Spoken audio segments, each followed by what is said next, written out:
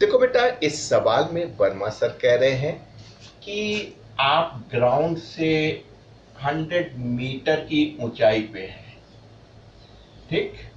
यानी ग्राउंड से आप 100 मीटर ऊंचाई पे हैं। यहाँ पे आपके पास एक बॉल है जिसको आप हॉरिजेंटली u बराबर 20 मीटर पर सेकंड से फेंक रहे हैं। 20 मीटर पर सेकंड से हॉरिजेंटली फेंक रहे हैं। तो क्या होगा पाथ? आपने कहा कोई बात नहीं सर, ये एक पैराबोलिक पाथ बना के यहाँ पे गिर जाएगी थोड़ी दूर, ठीक। अब आपको क्या क्या बताना है? आपको बताना है कि यहां से यहां तक आने में इसका टाइम ऑफ फ्लाइट यानी कितना समय लेगा। नंबर 2, आपको बताना है कि ये आपका ग्राउंड था जिससे कि आप 100 मीटर ऊपर थे, तो यहां से इस पॉइंट से जहां टकराई है उसकी दूरी कितनी होगी। और तीसरी इंपॉर्टेंट पॉइंट कि साहब जब ये टकरा रही होगी तो इसकी वेलोसिटी क्या होगी। तो दोस्तों यहाँ पे एक टेक्निकल पॉइंट है, उसको ध्यान रखिएगा। आपने इनिशियली हॉरिजेंटल फेंका है, कौन सा वेलोसिटी का कंपोनेंट है आपके पास? हॉरिजेंटल। तो इसका मतलब vertical component of velocity is 0। तो इनिशियली आपके पास जो वर्टिकल कंपोनेंट ऑफ वेलोसिटी था जिसको ui कहते हैं वो 0 था। Number 1 point. नंबर 2 पॉइंट, आप जानते हैं ये प्रोजेक्टाइल मोशन है और प्रोजेक्टाइल में जो हॉरिजेंटल कंपोनेंट ऑफ वेलोसिटी होता है, श्रुति सर ने बताया है, वो हमेशा कांस्टेंट रहता है क्योंकि मोशन तो आप वर्टिकल प्लेन में कर रहे हैं। तो एक्सेलेरेशन किसका होगा? वो जीव का होगा, यानी हॉरिजेंटल एक्सेलेरेशन आपके पास नहीं है। तो हॉरिजेंटल एक्सेलेरेशन नहीं है, इसलिए आपका हॉरिजेंटल वेलोसिटी कांस्टेंट है थ्रू आउट द जर्नी। तो ये 2 टेक्निकल पॉइंट आपको मालूम। तो आपने कहा सर निकाल लेंगे, कोई दिक्कत नहीं। 3 चीज पर चाहिए, एक तो टाइम चाहिए, एक तो ये चाहिए इसको करने के लिए। कहने लगे कोई बात नहीं सर, हमको तो vx मिल ही गया, बगैर कुछ करे, फिजिक्स जानते हैं, vy निकाल लेंगे और इसके बाद सारे काम हो जाएंगे। तो इस तरीके की प्रॉब्लम बहुत पूछी जाती है, अच्छी प्रॉब्लम है। आपने कहा सर सबसे पहले हम टाइम निकालना चाहेंगे। तो आपने कहा ठीक है, h है। आपने कहा ठीक है साहब, ये h हो गया, h बराबर ut plus half at square कर दीजिए, राइट। मसला क्या है? y एक्सिस का है, ठीक है। और बेहतर करना चाहे तो आप इसको जानते हैं, ठीक।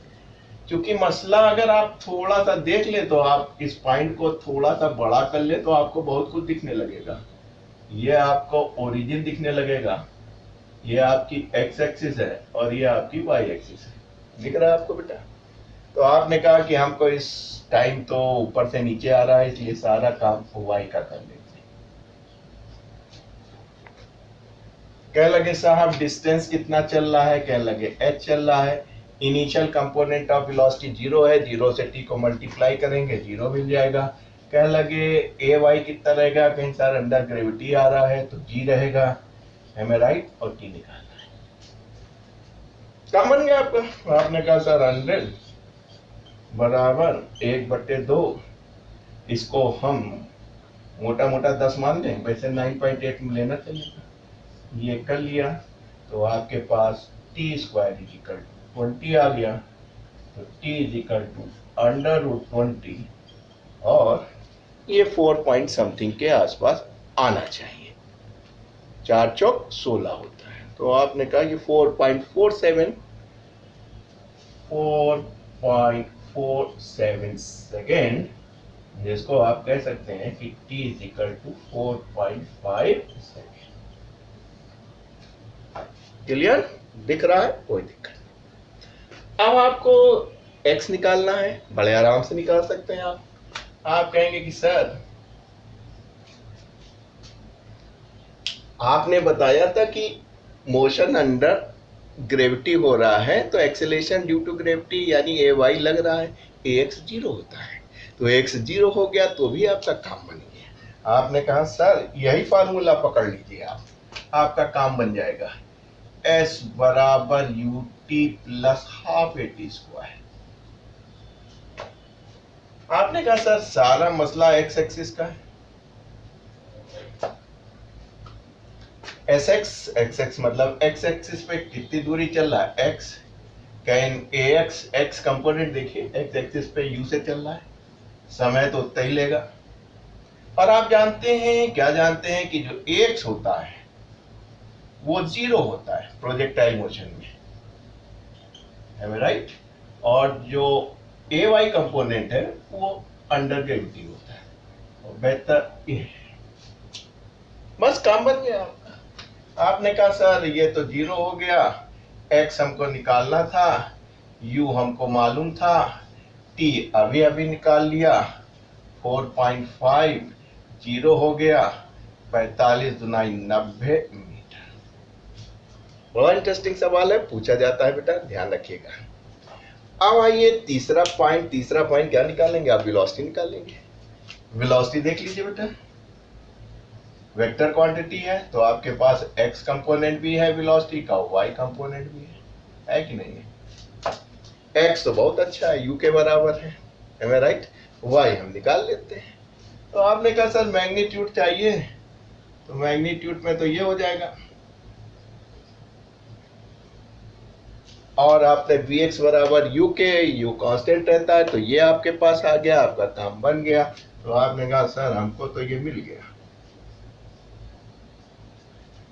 क्या लगे vy बताइए, vy आप निकाल लीजिए, यही से निकाल लीजिए, है मैं राइट? यहाँ निकाल देते हैं, जगह कम है, मिटाना नहीं चाहता। u प्लस 80 होता है बेटा, y चाहिए तो ये आपके पास y हो गए, देखिए uy 0 था, xy क्या होता है? Under gravity. ठीक, मोटा मोटा ले रहे हैं, वो 9.8 कह रहे हैं और हम 10 ले रहे हैं, थोड़ा सा ज्यादा हो जाएगा क्योंकि 4.5 बड़ा होता है, कोई फर्क नहीं पड़ता, है मैं राइट? ये कर लेते हैं, हमको मेथड पे ज्यादा भरोसा है, न्यूमेरिकल वैल्यू से ज्यादा। बस काम बन गया, 20 का हो गया 400 और ये हो गया आपका लगभग 45, और हम देखते हैं 45 इंटू 45 हाउ मच? 20-25, इसमें जोड़ दीजिए 400, 24-25,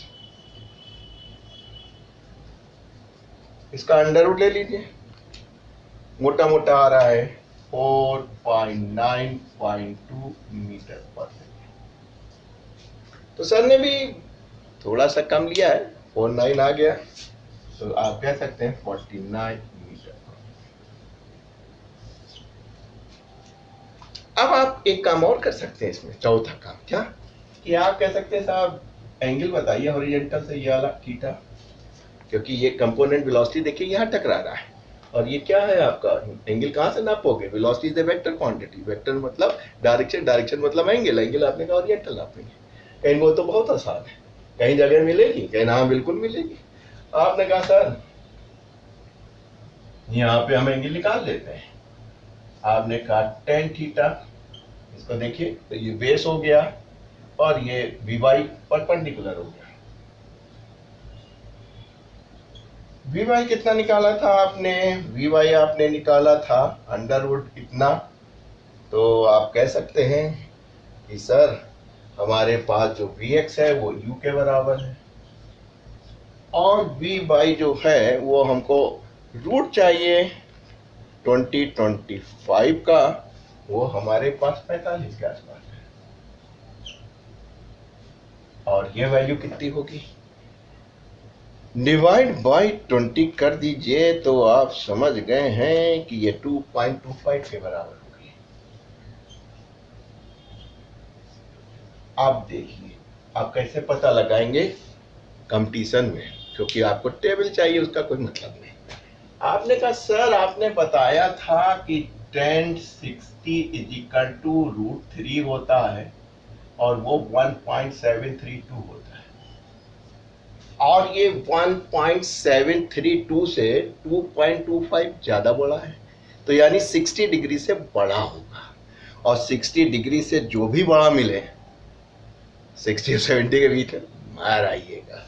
तो आपने कहा कि 60 डिग्री से बड़ा 66 डिग्री मिल रहा था, तो हमने कह दिया कि थीटा जो है वो 66 डिग्री का होगा।